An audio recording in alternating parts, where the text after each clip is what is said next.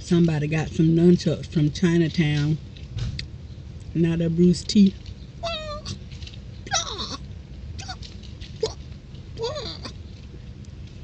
I'm waiting on him to hit himself upside the head with one of them. So far, he's doing pretty good. Hasn't hit himself. A little martial artist.